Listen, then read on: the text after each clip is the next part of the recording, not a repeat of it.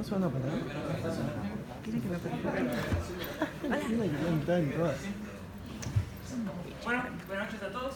Presento primero el grupo. Están acá Andrés Lipgat, Ariel Pecchia, Nicolás González Agüero, Iván Arona, Gabriel Merli y quien habla Roberto Dulce. Nuestro proyecto es el diseño comercial de un sistema de labranza para el cultivo de la caña de azúcar. Bueno, acá se viene el motivo, ¿no se viene? Pero bueno, antes de empezar es importante dar un poco de contexto de la situación, dónde estamos parados y saber que tenemos un punto de partida grande que es todo el trabajo del INTA, fue el trabajo para buscar esta optimización en lo que es el cultivo de la caña de azúcar, donde se vio que había muchos rendimientos bajos y que se podían optimizar, ya que en los pequeños y medianos productores era mucho más bajo que en los grandes productores y distinto a lo que es en otros países, por ejemplo Brasil. Pero bueno, yendo un poquito a lo que es la caña de azúcar, sí, la industria azucarera. En el país, la industria está ubicada en la parte del NOA y una parte en el litoral, donde Tucumán es la provincia con la mayor participación. Después un par de números, hay 15.200 puestos de trabajo registrados, pero el número sube a 45.000 puestos de trabajo considerando los no registrados. 2 millones de toneladas de azúcar es un dato de la producción del 2016 y mundialmente se esperaba un incremento de la industria en sí entre el 2006 y el 2017 de un 15%. Ahora bien, la caña en sí, dar una imagen de lo que es la caña de azúcar, que tiene un par de diferencias respecto a cultivos que comúnmente podemos conocer, como puede ser la soja, el maíz o el trigo. Algunos datos de lo que es la caña en sí, esa es la variedad que se cosecha en la mayoría de este país. Se siembra en la zona tropical y subtropical y esta variedad es responsable del 78% de la producción de azúcar. Y lo que tiene una diferencia grande con otros cultivos es que tiene un ciclo de vida de 5 a 7 años. No es como la soja que uno la siembra, muere, la cosecha y listo, sino que durante 5 años se utiliza la misma planta. ¿Cómo es esto? Bueno, acá tenemos las distintas etapas de lo que es el manejo del cañaveral. Tenemos la primera que es la plantación, y le decimos plantación y no siembra porque se planta lo que es se planta caña y de ahí brota la nueva caña, no es que se siembra una semilla. Después está el cultivo mecánico, que es donde se hace una labranza de la tierra para sacar malezas, la fertilización y por último la cosecha o zafra. En este caso, cuando llegamos a la parte de la zafra, lo que se hace es se corta la caña, se la arman a los ingenios, después la caña vuelve a crecer. Entonces, ahí, hablando del ciclo de vida, que durante 5 años se utiliza la misma caña. Cuando termina este ciclo, generalmente se alterna con lo que puede ser otro cultivo, como la soja, por ejemplo, y al empezar el nuevo cultivo de la caña, es donde entra la etapa que nos vamos a concentrar nosotros, donde se concentró el INTA, que es la parte de la labranza, que es el manejo del suelo para prepararlo para la futura plantación de la caña. Bueno, tradicionalmente, ¿cómo es el manejo tradicional de la labranza? Imaginamos, esto es una imagen satelital del INTA de Famaillá, en Tucumán. Imaginamos que tenemos una superficie, un lote cualquiera con esa superficie. Tradicionalmente, o sea, hoy en día, ¿cómo se hace la labranza en sí? Bueno, son 4 etapas.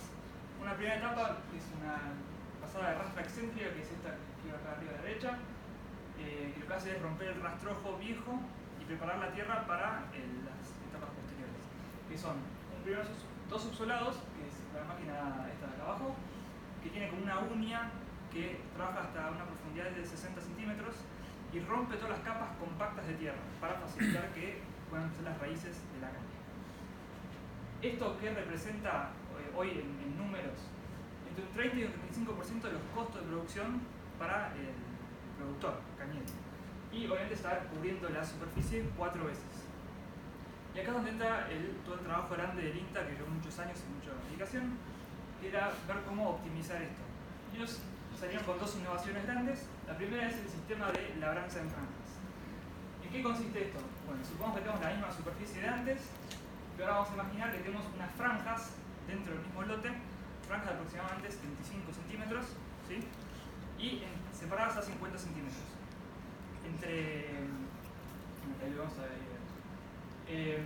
Lo que vamos a hacer acá la idea es trabajar solo, o sea, labrar solo la fracción de tierra que se va a usar para que crezca la futura caña. ya que como son 5 años donde se usa la misma planta, hay mucho tránsito de vehículos sobre la huella que se va formando entre los surcos. Entonces lo que el INTA me es por qué hay que labrar toda la tierra si solo se va a utilizar un cierto porcentaje del lote original. Bueno, y ahí entonces surge este sistema de labranza en franjas. Entonces, de las 4 operaciones que teníamos antes, terminamos con una sola, que sería la descalificación, que esto lleva a la segunda innovación, que es el prototipo que ideó el INTA para realizar esto. Obviamente acá tenemos una reducción de labores de 4 a 1. Bueno, yendo al prototipo en sí, este es el prototipo que diseñó el INTA. Como vemos, hay 3 partes principales, que son la primera, unos discos delanteros que cumple el rol de la rastra excéntrica, que rompe el rastrojo y prepara la tierra. Una segunda etapa de calificadores o subsoladores, que lo que hacen es trabajar a una profundidad de hasta 60 centímetros, como ya mencioné, y una distancia máxima de separación de 750 milímetros, 75 centímetros, más o menos. Y forma lo que es como esta canaleta, donde después se hace plantar la caña. ¿Sí? Entonces estamos labrando solo la porción de tierra o el volumen de tierra que necesitamos para que crezca la caña. Bueno, y por último, unos discos traseros que lo que hacen es emparejar la tierra para las etapas posteriores, y romper todos los torrones grandes de tierra que hay. Y ahora, un par de conclusiones de lo que fue toda la investigación del INTA de todos estos años. Este es quizá el gráfico más importante para nosotros, que más representa a nivel quizá económico, donde acá podemos ver, por un lado, en base a la superficie del establecimiento, de 100 hectáreas a 300, el margen bruto en dólares por hectárea por año para estos establecimientos. En azul arriba tenemos el manejo alternativo, que es el propuesto por el INTA, y acá el marrón es el manejo convencional. Vemos que para una superficie de 100 hectáreas, el margen bruto en dólares por hectárea por año es aproximadamente 120 dólares más o menos. Y ahora esto, ¿por qué llegamos a esto? Hay un montón de datos y un montón de cosas para analizar, lo que vimos nosotros del trabajo del INTA. Quizá algunos números importantes. Implementando este sistema, el sistema de labranza en franjas, y adoptando este prototipo, ya no se necesitan tractores grandes de más de 100 caballos, sino que con un tractor de 88 caballos ya es suficiente y se pueden realizar estas labores. Por otro lado, se reduce en un 30% la superficie trabajada en todo el establecimiento, un 60% de reducción del consumo de combustible. Y por último, que el dato este sale de lo que es la línea esta azul acá, es que para un establecimiento de 100 hectáreas, el margen diferencial anual es de $11.500. Y este es un dato muy importante para nosotros para poder seguir una parte económica que ahora le dejo a Andrés para que... Bueno, buenas noches. Andrés Grimbler, mi nombre, como presentó Roberto. Yo les voy a comentar un poco el estudio de factibilidad económica. Bien. Bueno, el INTA centró sus estudios en el noroeste argentino, sobre todo en la provincia de Tucumán, Jujuy y Salta. Los estudios más importantes están centrados en la provincia de Tucumán, que es una provincia con cultura cañera. Bien. Dentro de la provincia de Tucumán se encuentran tres tipos de productores: los pequeños, que tienen menos de 50 hectáreas cultivadas, los medianos entre 50 y 500, y por último los grandes con más de 500, que ya son prácticamente parte de los ingenios. Estos productores y las cooperativas cuentan con un parque de tractores que asciende a 1.690, entre los cuales el 50% de ellos son tractores de más de 14 años de antigüedad, como se puede ver en este gráfico en cada uno hacia la derecha. Bien. Las cooperativas, hay 4 tipos de ellas, se encargan de comercializar y hacer servicios, comercialización y producción o bien de trabajo, y ellas nuclean 1.719 socios. Las cooperativas son las encargadas de dar soporte a los pequeños productores que tal vez no tengan la posibilidad de hacer el trabajo más bien mecanizado. Son cultivos y procesos más bien manuales. No así los medianos, que tienen un intermedio entre ambas posibilidades, o los grandes, que ya tienen el trabajo bastante automatizado. ¿Bien? Nosotros consideramos que si uno de nuestros clientes compra un dispositivo por primera vez, es el primer dispositivo que tiene más o menos 2 años de amortización por el valor que ya más adelante les voy a mostrar, y si tuviese que renovar el equipo, en 1 año estaría amortizando el equipo, ¿bien? Y ellos cuentan con préstamos del estilo préstamos, créditos y leasing por el Banco Galicia, Santander o Nación, o del tipo Vice, ¿bien? Con tasas interesantes, con financiación de hasta el 100% y claramente puede ser en dólares o en pesos argentinos, ¿bien? Generalmente la devolución del crédito lo hacen durante los periodos de zafra o cosecha, que suelen ser 1 año posterior de haberlo solicitado, ¿bien? Bueno, más o menos acá hay un pequeño resumen. Nuestro periodo es de 5 años de evaluación, que es lo que dura la cosecha, digamos. Tratamos de no ser ambiciosos y apuntar a un 10% de captación del mercado, que como pudieron ver antes son unos 170 tractores. Y creemos que 112 unidades de previsión de ventas es un proyecto que está bastante bien, considerando que en el segundo cuatrimestre del primer periodo se entregaría la primera unidad, llegando al máximo en el primer cuatrimestre del quinto periodo, bien, acumulando 112 unidades al final del quinto periodo del quinto año. Bueno, claramente por una cuestión de contexto a nivel país no nos quedan muchas opciones que trabajar en moneda dura, bien, vamos a trabajar en dólares. Consideramos ubicarnos cerca de donde están los ingenios, claramente, cerca de la capital, en San Miguel de Tucumán. Hay lotes disponibles en las rutas de acceso a la misma. Y en cuanto a los empleados, creemos que con un empleado administrativo que se encargue de las compras y demás, y otro segundo empleado administrativo que sea el encargado de fortalecer el poder de ventas, recorriendo los potenciales clientes, más 2 operarios encargados de hacer el ensamble de las partes que nosotros vamos a conseguir a comprar de proveedores mecanizadas, más los cortes y soldaduras, estamos suficientes para la producción de los equipos, ¿bien? Llegando a duplicar la cantidad de operarios cuando necesitamos vender la mayor cantidad de equipos. Bueno, un poco de resúmenes de costo, ¿bien? La inversión inicial, el capital fijo, reformas de oficina, de los depósitos de alquiler de garantía, lo que cuesta el prototipo, un vehículo para recorrer los ingenios, los potenciales clientes, stock de materia prima y gastos varios. Un prorrateo en periodos de impuestos, alquileres y sueldos, y por último los costos variables. Fijamos un precio de venta de $19.550. Esto rápidamente está basado en cálculos rápidos, que pueden ser, por ejemplo, este equipo, como se pudo ver, viene a reemplazar otros 2, la rastra excéntrica y el subsolador. Esos 2 equipos en el mercado de usados ascienden a $12.000, $13.000, ¿bien? Los 2.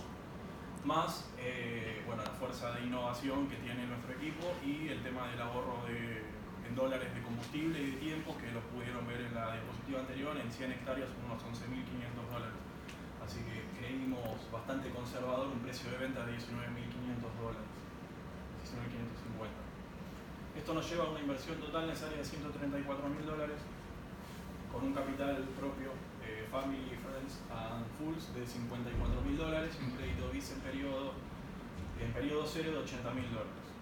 Para el análisis de TIR y el BAN adoptamos una tasa de corte de 6%, en dólares es bastante alta, considerando un plazo fijo anda en menos de 1%. Bien. Y bueno, el crédito se adoptaría obviamente en moneda dura, tasa de interés de 12,62 puntos anuales efectivos, 1 año de gracia para la devolución y terminar devolviéndolo al final del tercer periodo. En este cuadro de ingresos y egresos se ve la inversión inicial, los egresos iniciales, bien, la utilidad bruta, impuestos de ingresos brutos, impuesto a las ganancias y la utilidad neta y el flujo de caja, bien. Concluyendo con una TIR y un BAN bastante que nos favorecen bastante, sobre todo al final de los 5 años, es un número bastante alto, pero teniendo en cuenta el valor de venta que creemos que va a ser interesante para los clientes, da estos valores. Quisimos ponerlo en 4 para más o menos ser un valor un poco más lógico, encontrar valores de TIR y BAN así es bastante poco común. Bien. Bueno, este es el flujo de caja. Como se puede ver, en el tercer trimestre del tercer periodo se invierte la curva y pasamos a percibir ganancias. ¿Por por último, comentar el análisis FODA, bien, que si bien cuenta con debilidades y amenazas frente a la cantidad de fortalezas y oportunidades que tenemos, no son significativas y nos deja ubicado nuestro proyecto en el cuadrante ideal. Ahora le paso la posta a mi compañero Nicolás, que les va a contar acerca del diseño y el Bueno, buenas noches. Yo les voy a hablar un poco de lo que es el diseño y la ingeniería básica. Aquí en la imagen podemos ver el primer prototipo desarrollado por el INTA. Vamos a ver que tenemos ciertas partes que se van a repetir en nuestro dispositivo. Las partes principales, como los discos delanteros, los discos traseros y los calificadores. Aquí vemos el prototipo que desarrollamos nosotros. Y vamos a nombrar unos requerimientos que nos hicieron ellos para mejorar el prototipo básico que habían desarrollado. El primer requerimiento es el tema de la vinculación con el tractor. Va a ser a través de un sistema semimontado por 2 puntos en la parte delantera que van a levantar lo que es el dispositivo de la parte delantera. Y por la parte trasera va a levantar el dispositivo un sistema de elevación hidráulico que va a estar comandado por un cilindro. También como requerimiento adicional nos pidieron que la distancia entre los cross sea de 700 milímetros. Esta distancia no es posible regularla, es fija, es una condición de diseño. También el ancho de trabajo es uno de los datos de entrada que nos da el INTA, que es como máximo 750 milímetros. Es la distancia que hay entre el calificador. Esta distancia es regulable por medio de bridas en los calificadores, pero tiene como máximo 750 de trabajo. Y por último, uno de los requerimientos fue que en la parte trasera, los rolos traseros, tengamos 2 filas con discos. Bueno, como les comentaba anteriormente, este es el dispositivo que desarrollamos y ahora vamos a hablar un poco de lo que son los subsistemas, así hablamos todos con el mismo lenguaje. Tenemos el sistema de chasis, que está integrado por 2 laterales y 6 cross. Después tenemos el sistema de rastras delantero, que está compuesto por 3 discos. También tenemos el conjunto escarificador, que esta de 4 unidades. Tenemos el paralelogramo trasero, que aloja los discos, se arrastra. Y después tenemos el sistema de elevación, que está compuesto por un eje, un cilindro hidráulico y unos brazos palanca. Bueno, como ya hablamos de todos los subsistemas, vamos a hablar ahora de la funcionalidad de cada uno. Tenemos como primero el sistema de chasis, que la función es alojar a los demás sistemas, soportar cargas dinámicas y estáticas producto del trabajo, transmitir el movimiento del tractor a todos los demás subsistemas. Después pasamos al sistema de elevación. Tiene como principal función elevar y descender el dispositivo hasta la altura de trabajo o para el transporte. También actúa como segundo punto de apoyo en la parte trasera. Después pasemos al conjunto escalificador. Es el encargado de realizar el surcado principal, el cual vimos anteriormente en la diapositiva. Y actúa también como protección del sistema ante eventuales esfuerzos críticos excesivos durante el trabajo. Encontrarse con un suelo duro y demás. Tenemos el sistema de rastras delantero, que realiza un primer acomodamiento de la tierra, rompe los rastrojos y suaviza el terreno para el paso del descalificador. Y por último tenemos el sistema de paralelogramo, que como les comenté anteriormente,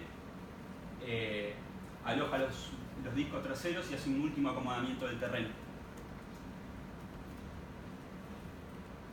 Bueno, teniendo en cuenta la funcionalidad de todos estos subsistemas, hicimos un análisis del modo de falla y sus efectos y vemos que identificamos 46 riesgos. Los clasificamos según su severidad, su ocurrencia y su detectabilidad, y nos encontramos con que tenemos varios subsistemas críticos que vamos a detallar más adelante con sus respectivos cálculos. Bueno, además de estos subsistemas críticos, nos encontramos con pequeñas modificaciones que tuvimos que hacer en los diseños. Algunas básicas, como por ejemplo en el sistema de chasis, el tema de la pintura. Este es un dispositivo que va a trabajar en el campo, va a estar expuesto a humedad, a atmósferas medias nocivas para lo que es el dispositivo, con lo cual creímos necesario incluir una pintura epoxi para protegerlo y que no se vea afectada la funcionalidad. También lo que es el perno de tiro en la parte delantera debido a que está definido por norma el diámetro, nos vimos en la necesidad de poner un acero de mejor calidad para poder soportar el esfuerzo del tractor. El sistema de elevación, para la seguridad en el transporte, para evitar accidentes ante una eventual fuga del circuito hidráulico, pusimos una cuña de bloqueo que nos garantiza la seguridad de que no haya ningún siniestro en caso de la fuga del circuito hidráulico. También vamos a utilizar acoples metálicos para evitar rupturas y vamos a incluir un filtro hidráulico a la entrada del sistema para evitar obturaciones parciales o totales tanto en las mangueras como en el cilindro. Lo que es el sistema de SAFE, esta fue la primera aproximación que realizamos. Ahora más adelante les vamos a explicar por qué la descartamos y cuál era el problema que tenían, pero básicamente se basaba en un punto de giro y la ruptura de un perno fusible para realizar el SAFE. Este es el diseño final que adoptamos, también lo vamos a explicar más adelante en detalle. Actúa por medio de la compresión de un resorte y un plano inclinado para zafar. El sistema de paralelogramo, nos encontramos que en principio habíamos vinculado para esta regulación de altura por un solo punto de apoyo, por este tornillo. Debido a las cargas de los discos exteriores, nos vimos en la necesidad de incluir más puntos de apoyo. Y lo hicimos por medio de perfiles UPN, los utilizamos como guía. Bueno, pasando a la parte del cálculo ya, tuvimos algunos esfuerzos aportados por lo que es el INTA.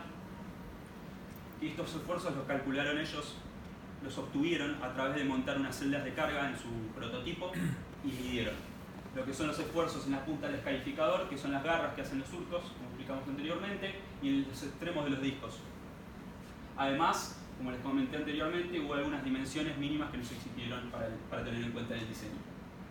Con estos datos de entrada, nosotros ubicamos los esfuerzos proporcionados de ellos en nuestros subsistemas, hicimos el cálculo de las reacciones de vínculo y hicimos el análisis de los diagramas de característica por software. Además, calculamos y analizamos las tensiones. Todos estos dimensionamientos que realizamos fueron por la teoría de von Mises. Tenemos pendiente la verificación por software que la vamos a hacer mediante ANSI. Estamos simplificando los sistemas 3D para poder aplicar ANSI. Y por último les voy a dejar con Ariel, que les va a hablar en profundidad sobre el conjunto del calificador. Hola, buenas noches. Mi nombre es Ariel Pequia. Yo les voy a hablar sobre el conjunto descalificador. Bien, la función principal del descalificador es romper lo que serían las capas compactas del suelo. La profundidad de trabajo de los descalificadores llega a una profundidad total de 60 centímetros y un ancho total de trabajo de 1100 milímetros. ¿Sí? El dato de entrada que nos proporcionó el INTA es que esto debe zafar cuando la carga llega a los 500 kilos en la punta del descalificador. ¿Sí? En el caso de que el descalificador se encuentre con una raíz o con un tocón o con lo que sea, este sistema debe permitir el zafe del descalificador no comprometiendo el resto de los componentes. ¿Sí? El descalificador está hecho de una planchuela de 1 pulgada cortada por pantógrafo de SAE 1045 y este es el sistema descalificador. Pero antes de explicarlo, quiero explicarles por qué el sistema de perno fusible no funcionó. Uno de los criterios principales que nos aportó el INTA es que es necesario que los aceros que se utilicen sean de baja aleación y no estén tratados térmicamente. Es decir, que el perno fusible y la brida tenían que ser de acero blando, o sea, de 1020. Si ambos aceros son blandos, al momento en el que el perno rompa por corte, se iban a generar deformaciones plásticas, tanto en el perno como en la brida. A través de la sucesiva rotura de los pernos, iba a generar deformaciones en la brida que iban a terminar en que iba a ser necesario o cambiarla o repararla mediante soldadura y mecanizado. Cada brida tiene un valor aproximado de $140. ¿Sí? Además, el perno fusible, al deformarse plásticamente la rotura, iba a dificultar su extracción. Y no solo eso, sino que el tractorista iba a tener que contar con repuestos del perno fusible a medida que realizaba su trabajo. Si se quedaba sin repuestos del perno fusible, iba a dejar de trabajar o iba a poner lo que tenga para poder seguir trabajando. Si ponía lo que tenga para poder seguir trabajando, en el caso de que tenga una tensión de rotura mayor a la del perno fusible, iba a terminar comprometiendo el resto de los componentes del equipo. Por lo tanto, tuvimos que diseñar un sistema que no trabaje a la rotura, sino que se pueda, restablecer el funcionamiento. Este sistema es completamente inocuo para todos los componentes. No solo eso, sino que ofrece un tiempo de reposición y de vuelta a punto mucho más rápido. Lo único que hay que hacer es tomar el escarificador desde la punta y aplicar solamente 6 kilos de fuerza. Con 6 kilos de fuerza aseguramos el reposicionamiento. Y la diferencia monetaria de aplicar el sistema de gatillo respecto al sistema de perno fusible es de solamente $60, que con un cambio de brida ya queda amortizado y con el tiempo de reposición del escarificador queda completamente justificado la utilización. Obviamente la función de esto es mantener la posición del subsolador de trabajo y ceder ante el esfuerzo máximo admisible. ¿Sí? Las bridas están mecanizadas, así como también el perno fusible, con aceros comunes como pidió el INTA, SAE 1045. Este es el sistema de perno fusible.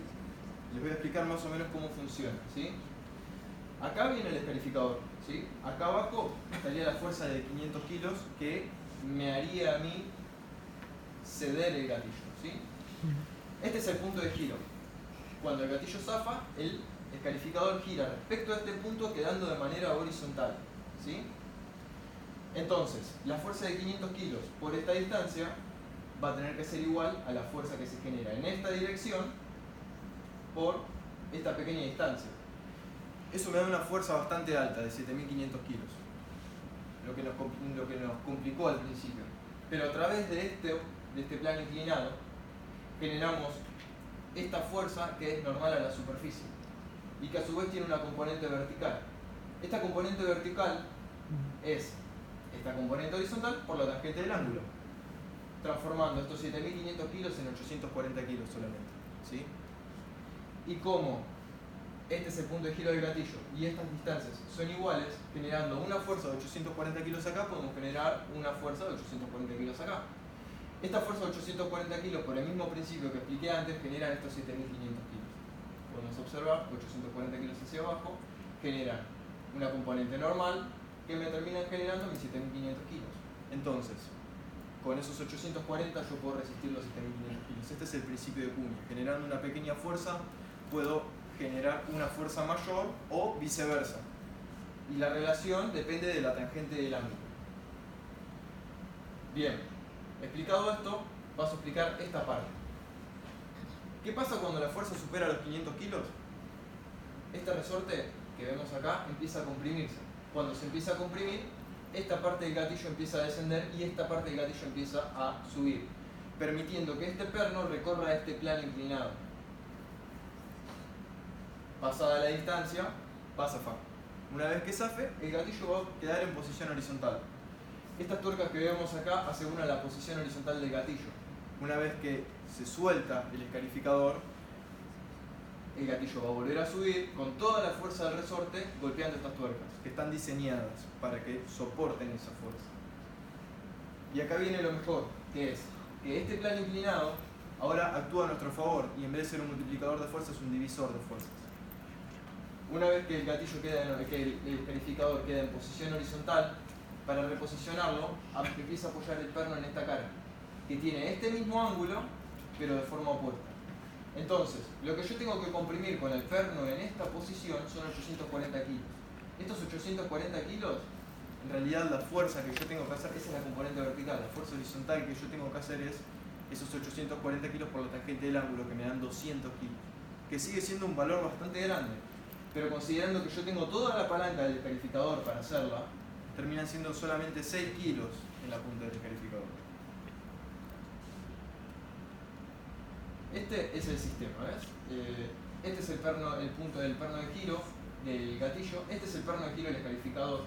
Acá podemos ver el punto en donde pivotea el gatillo. Esta varilla roscada que está por dentro del resorte lo que hace es evitar el pandeo del resorte y además guiar la posición de trabajo del resorte, porque tiene que estar comprimido un 25% de su longitud nominal para poder ejercer esos 840 kilos. Las dos tuercas son necesarias para que se autofrene el sistema y evitar el desenrosque, y la chaveta que queda por arriba de las tuercas es para fijar la posición de trabajo. Por otro lado tenemos las dos bridas que sujetan el escarificador. El montaje es muy sencillo.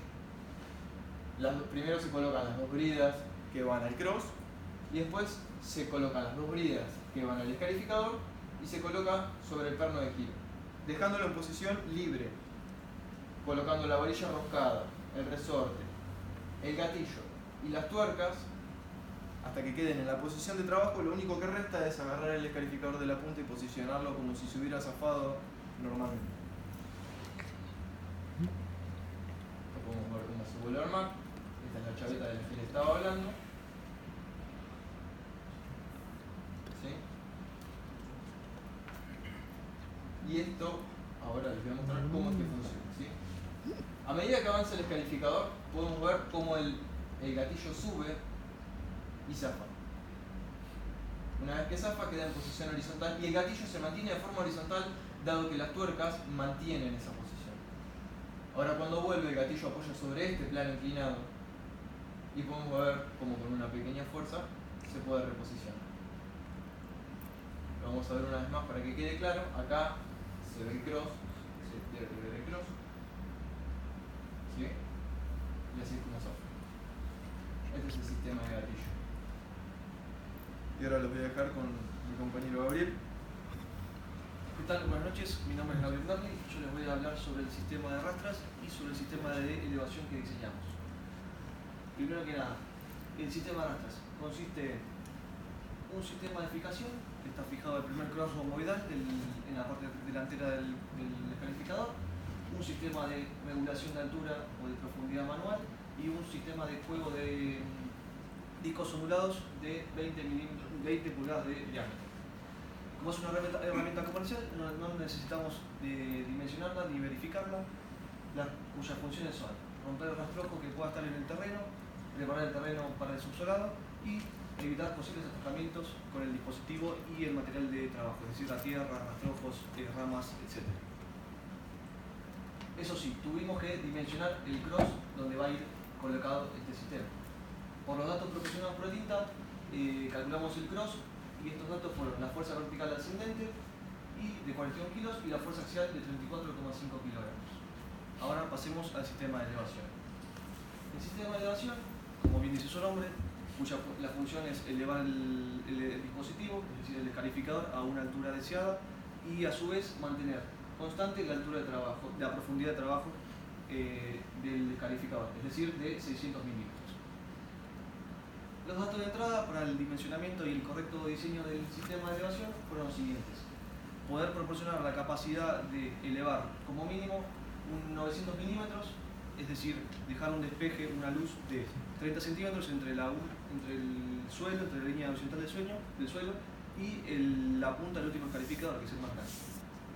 También nos proporciona, hay que proporcionar que sea capaz de levantar el peso propio del escarificador, que es de alrededor de 1.200-1.300 kilogramos, y un requisito del INTA fue utilizar un eje único solidario a los dos brazos de palanca y a los rodados y un solo cilindro hidráulico. Esto es así. ¿Por qué no elegimos un sistema convencional? Debido a que el sistema convencional no cumplía con nuestros requerimientos. El sistema convencional, que se llama sistema montado o sistema de enganche por 3 puntos, consiste en dos puntos que trabajan sobre una misma línea y un punto superior formando un triángulo que funciona como un punto de tiro o un punto de movimiento, y estos dos puntos de abajo funcionan como un punto pivot. Este dispositivo está vinculado al tractor, esta parte del dispositivo está vinculada al equipo, funcionando como un sistema de elevación. Como podemos ver en la imagen, el INTA utilizó este sistema para elevar su prototipo. Debido a que en las grandes dimensiones de nuestro dispositivo y el peso propio, no podemos aplicar este sistema. Ahora vamos a ver una simulación de cómo sería el sistema elevado. Podemos ver acá que tenemos los dos puntos de tiro, el sistema arrastra, los 4 escarificadores, el cilindro hidráulico vinculado al eje único, que está a su vez vinculado por una palanca a los rodados, y en la parte trasera vemos el sistema de paralelogramos, que lo vamos a desarrollar más adelante. Vemos cómo trabaja el escarificador. Esto sucede cuando el escarificador está en la posición de trabajo, es decir, cuando el tractorista está utilizando el dispositivo. Vemos que la parte delantera baja primero debido a los 2 puntos de apoyo que tiene y luego se activa el cilindro liberando la presión y bajando el calificador. Esto, ¿en qué caso podemos utilizarlo? Por ejemplo, cuando la línea de franja o la franja de trabajo se está terminando, es decir, el lote está llegando a su fin, el campo se acaba, el tractorista necesita dar la vuelta y arrancar la nueva franja. Para eso eleva el dispositivo, da la vuelta, hace el giro y arranca de nuevo. O por ejemplo, cuando es en el caso del transporte, se puede transportar el sistema por vía pública o entre campos, entre calles de tierra, etc. Como medida de seguridad para el transporte, nosotros rebatimos los calificadores en forma horizontal y colocamos, como bien decía mi compañero Nicolás, un sistema de seguridad, una cuña de bloqueo que sería un soporte que va colocado justo sobre el vástago del cilindro, evitando que por alguna falla hidráulica haya una pérdida de presión y así que el cilindro descienda y provocar distintos accidentes o daños sobre el sistema o alrededor y en el peor caso de las personas. Para resumir el sistema de elevación lo vamos a descomponer en distintos componentes. Como podemos ver, utilizamos dos masas agrícolas de 2 toneladas de capacidad cada una con 5 bulones de fijación comerciales, marca Ingersol, los rodados también comerciales de 16 pulgadas por 7,5, también agrícolas, a su vez comerciales, los perfiles rectangulares utilizados como brazos de palanca son de 80 por 140 por una longitud total de 1400 milímetros, fabricados de acero SAE 1020 con un espesor de 6,35 milímetros. Y tenemos el sistema del eje único, que es de un eje de 4,5 pulgadas y media con una longitud total de 1700 milímetros de acero SAE 1045 y como factor más crítico el cilindro hidráulico, marca Ciclosa, de serie 1006/3 con una carrera de 300 milímetros, un diámetro del vástago de 50 milímetros, un diámetro del pistón de 100 milímetros y con unas condiciones de trabajo que pueden apreciarse acá, que son la presión mínima de trabajo es de 150 bares y el caudal es de 40 litros por minuto. Cabe destacar que los perfiles, el eje y el cilindro fueron calculados, dimensionados y verificados manualmente. Como habían mencionado anteriormente, falta la verificación por software a través del ANSI. Ahora les voy a dejar con mi compañero Nehuen, que va a desarrollar el sistema del paralelogramo. Bueno, buenas noches a todos. Yo les voy a hablar de lo que es el último subconjunto, ¿sí? Como bien mencionaron mis compañeros, todos los subconjuntos. El último nosotros lo denominamos sistema de paralelogramo. Básicamente la función principal que tiene este subconjunto es la de contener lo que son los rolos traseros, ¿sí? Cada uno de los rolos está compuesto por, en nuestro caso son 2 ejes con los discos de labranza. El INTA lo que nos dio como información es que cada uno de estos discos tiene un diámetro de 20 pulgadas y que la profundidad de trabajo tiene que ser de 1/3 del diámetro. En el caso del prototipo que ellos usaron, el diámetro no era de 20 pulgadas, por ende nosotros lo que tuvimos que pensar es un sistema para poder regular la altura por si el usuario decide usar discos de menor diámetro. La gente del INTA lo que tenía era un sistema que utilizaba como guía una cola de Milano con un tornillo roscado o con un tornillo, y lo que hacía con ese sistema subía o bajaba, pero lo que dijeron era que el sistema de cola de Milano para utilizar como guía es un sistema muy caro, entonces querían alguna alternativa. Nosotros lo que propusimos es este sistema, ¿sí? Que está compuesto por 2 cilindros, uno de mayor diámetro que otro, y va uno dentro de otro, ¿no? El cilindro inferior va a estar sujeto a todo el sistema de conjunto de rolos, y el cilindro superior está sujeto al sistema de paralelogramo.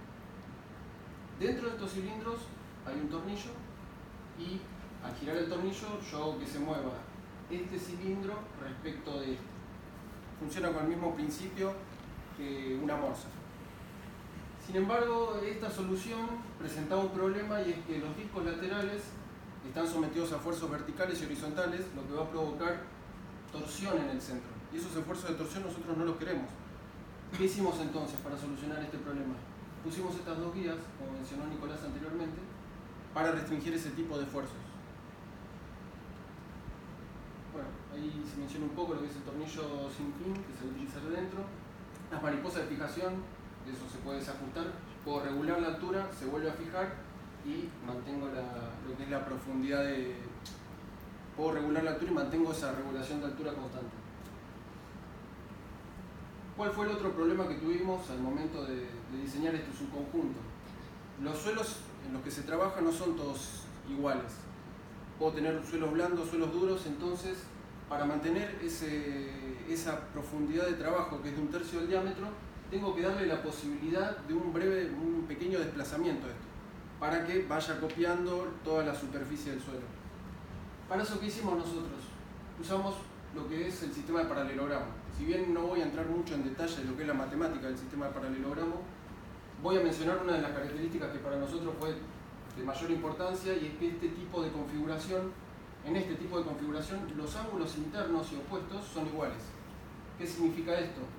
Que las caras opuestas van a mantener el paralelismo a pesar de que yo varíe el ángulo.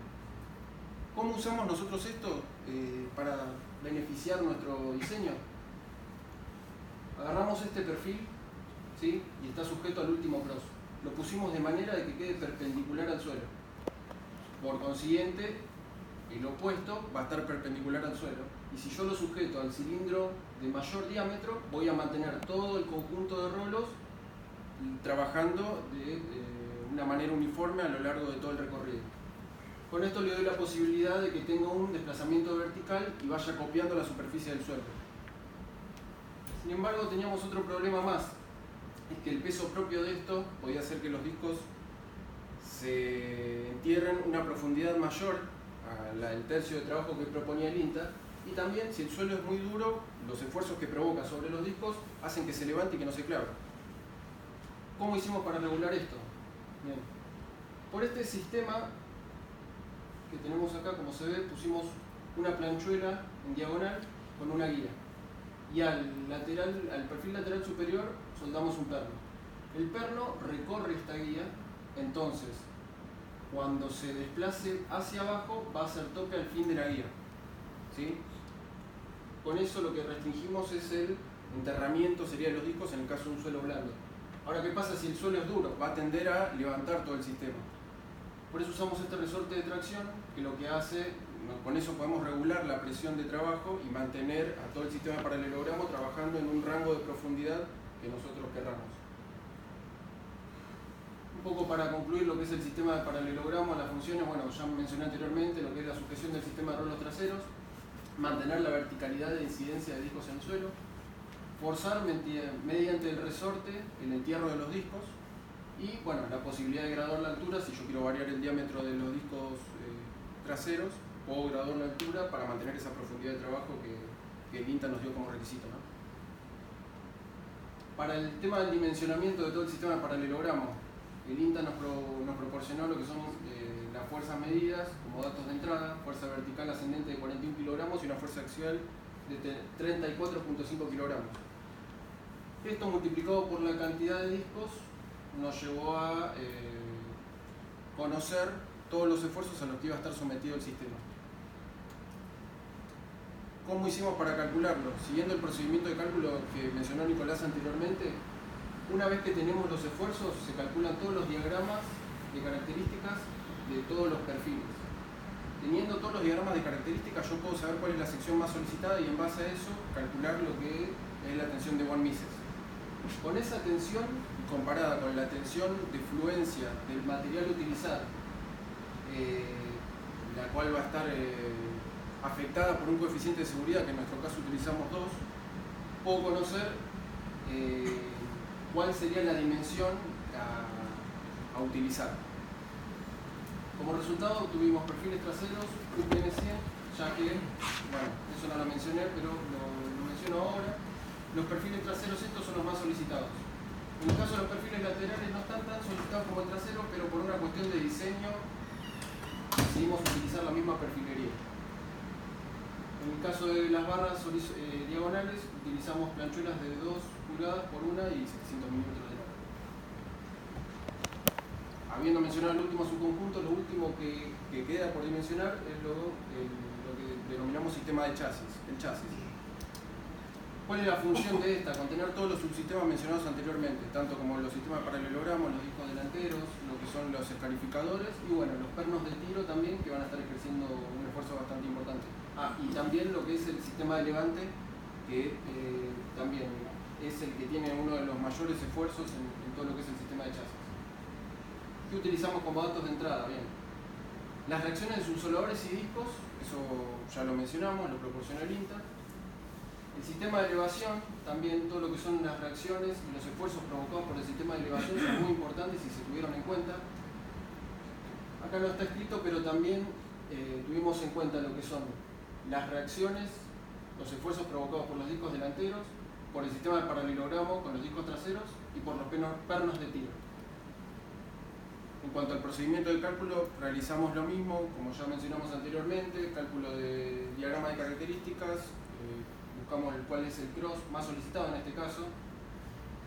En base a eso calculamos la tensión de por Mises y no solo dimensionamos, sino que lo comparamos con la tensión de fluencia de material a utilizar afectado por un coeficiente de seguridad. Esto nos dio como resultado laterales, para los laterales planchuelas de 5 pulgadas por 1,5 de espesor. Para los cross utilizamos perfiles cuadrados macizos de 80 por 80 a 0,6 de 1020. Y una de las últimas cosas por mencionar es que los pernos de tiro también se calcularon. Lo que son las dimensiones, el diámetro y el largo salen por norma, pero en base a los cálculos lo que pudimos determinar fue el material a utilizar, que ya se mencionó también anteriormente. Con esto ya queda toda la parte de diseño y cálculo cerrada. Lo que quedaría verificar, que bueno, eso más adelante también se habló, es un análisis por elemento finito utilizando algún software para poder verificar que todas las dimensiones calculadas cierran correctamente. Bueno, habiendo concluido esto, lo dejo con Roberto. Bueno, por último, para cerrar un par de conclusiones, repasando un poco lo que ya vimos en toda esta presentación. Tenemos por un lado un mercado con muchas oportunidades, por lo que, bueno, toda la información que nos proveyó el INTA, hay mucho proceso, podemos mucho rendimiento con la implementación de este sistema. Por otro lado tenemos, bueno, la parte del análisis económico. Desde nuestro lado, viendo que tenemos un TIC y un BAM bastante aceptables y muy positivos, y por el lado del productor también, que en 1 o 2 años puede recuperar su inversión. Y por último, el producto, apuntamos a algo que es simple y funcional. La mayoría de las piezas son comerciales, algunas piezas mecanizadas, como ya mencionaron, pero que son una mejora sustancial respecto del prototipo. Bueno, y todas estas cosas nos llevan a lo que dijo Andrés del FODA, que nos posiciona claramente en un cuadrante ideal. Y por ahí cabe mencionar también que todas estas cosas apuntan a quizás 3 las áreas clave de lo que son políticas modernas de impacto ambiental con la reducción de consumo de combustible y las emisiones, impacto económico para los productores con lo que se ahorran y quizás también un impacto social a las comunidades, pequeños productores que pueden hacerse una cooperativa y que les faciliten estos trabajos y que les pueda ser más productivo. Bueno, eso para terminar, si hay alguna pregunta. Este es un render de nuestro sistema trabajando. Se trata de rojo, pero el Sí. Uno de los elementos también que por el cual el INTA está trabajando desde el 2012 en esto es que el sistema de labranza permite hacer una producción sostenida en el tiempo. Claro, el suelo es muy dañado. La actual forma de producción está dañando el suelo y a largo plazo se calcula que en 10 años no va a ser rentable. Si se sigue usando el mismo sistema, no va a ser rentable. Claro, el sistema que se está usando actualmente lastima demasiado el suelo. Para eso era muy importante. Usted me va a mencionar, solo mencionó Juan, lo tenía como las preguntas. Sí, era muy importante eso también que le En 10 años, si se sigue labrando de la forma en que se está labrando, el suelo no se va a poder trabajar más. ¿Preguntas? ¿Se puede dar una explicación breve de cómo lo hacen ahora? ¿Cómo lo están haciendo ahora la labranza? Es lo que usamos al principio, son 4 etapas de pasada. Rastrean los surcos. Claro. Le rastrean todo, o sea, labran toda la superficie. Lo que está dañando el suelo, eso es. Claro. Ponele los primeros slides con las cuatro Con la capas. utilización de las rastras excéntricas y el subsolador, las 4 pasadas. Eso es lo que hacen ahora. Exactamente. No, labran, Ahora o sea, y siempre. remueven toda la tierra, toda la superficie. ¿Por qué usan un arado de lo que se llama el arado de reja? Mostrale, Sí, por favor, para mostrale. pasar un poco de O sea, este tiene subsoladores, pero tiene uno con corrector. Claro. Este unifica todas las etapas, las unifica. Las 4 etapas las unifica Claro, en es una una sola sola pasada. pasada. Y Entonces la otra rompe demasiado.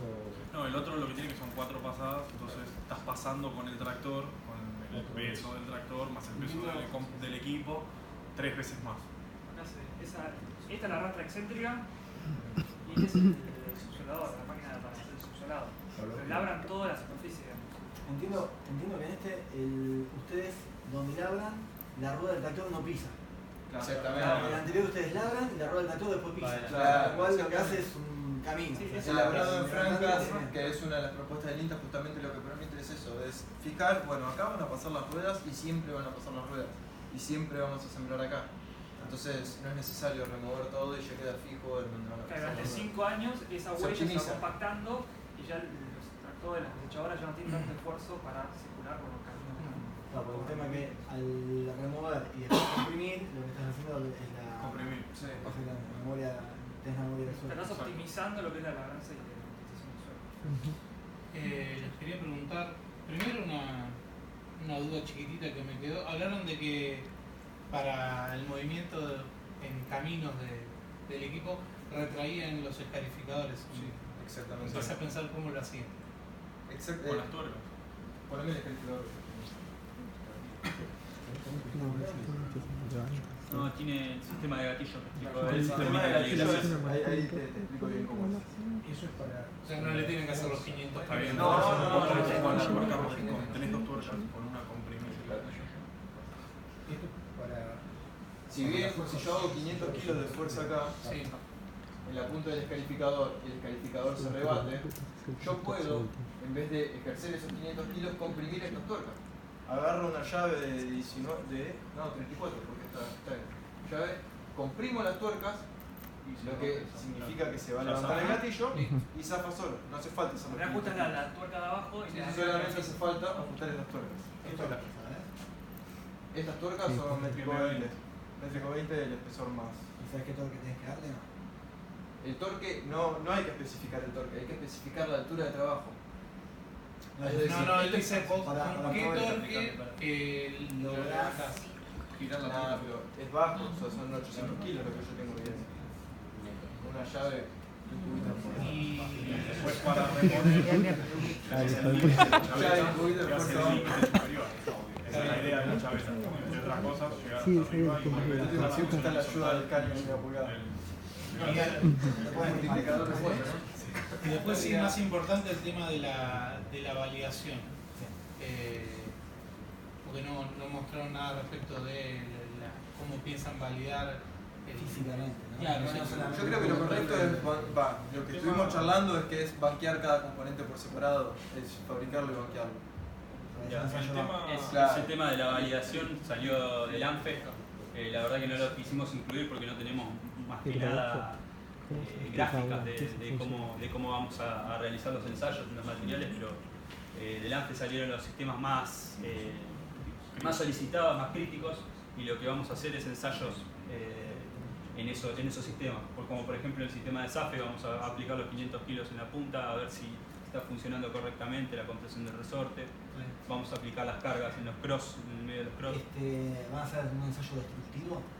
Y la idea es hacer un prototipo y sí, someterlo al ensayo destructivo. ¿Consideraron los costos de Sí, los ¿qué equipos? va a Sí, hacer? sí. Si está todo bien hecho, todo está bien.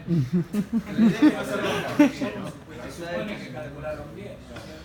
está concebido en el precio del prototipo. A lo Esto sumo, para Los ensayos. a lo sumo vamos a hacer un ensayo destructivo capaz de algún subconjunto en particular si vemos que es crítico, pero de todo el sistema no. Pues los materiales, Sí, los materiales eran, bueno, la idea era solicitar certificado de calidad del material y por último algunos puntos que en el ANFE están bien detallados, o sea que no creímos necesario poner el ANFE porque íbamos a tener un montón de slides.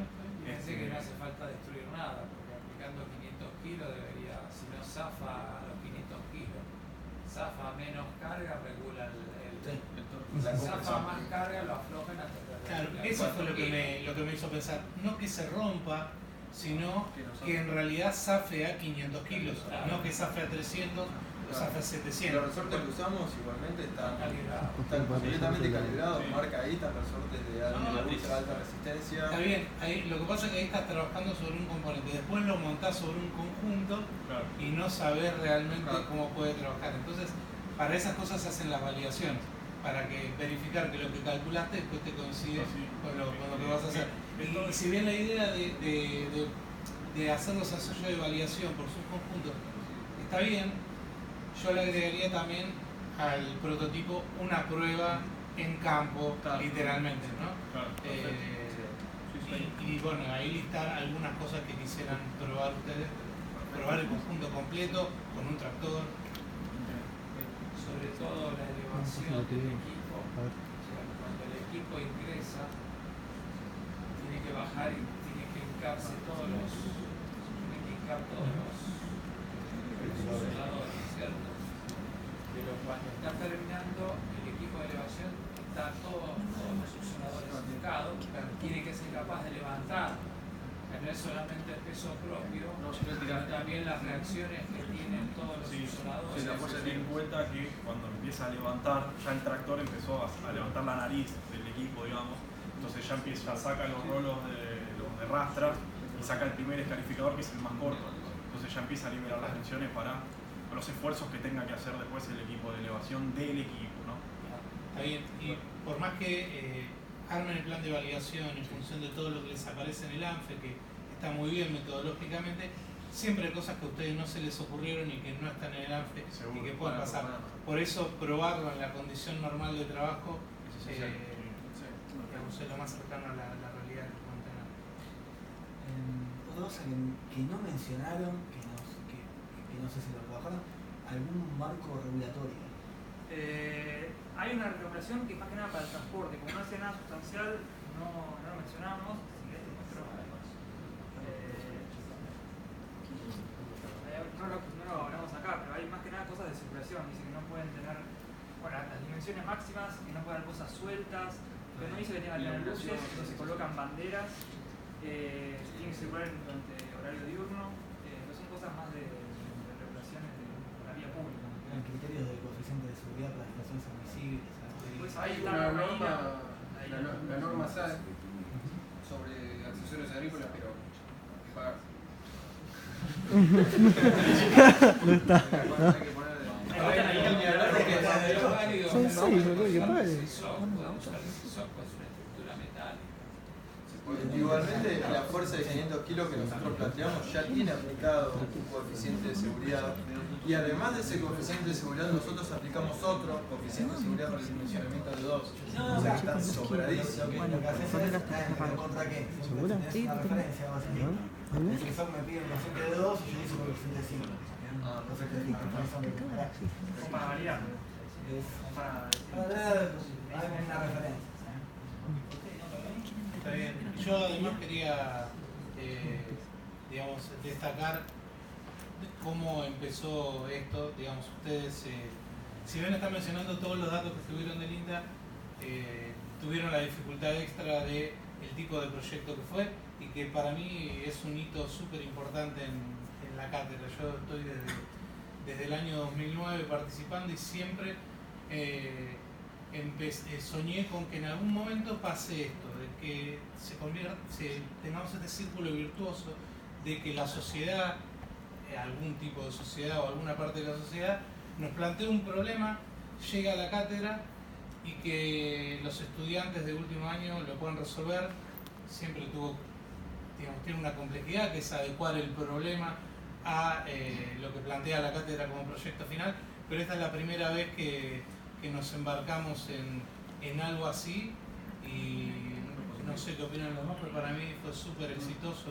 Yo particularmente los quería felicitar porque la verdad que la calidad del proyecto, todos los puntos que cubrieron, la verdad para mí es muy bueno.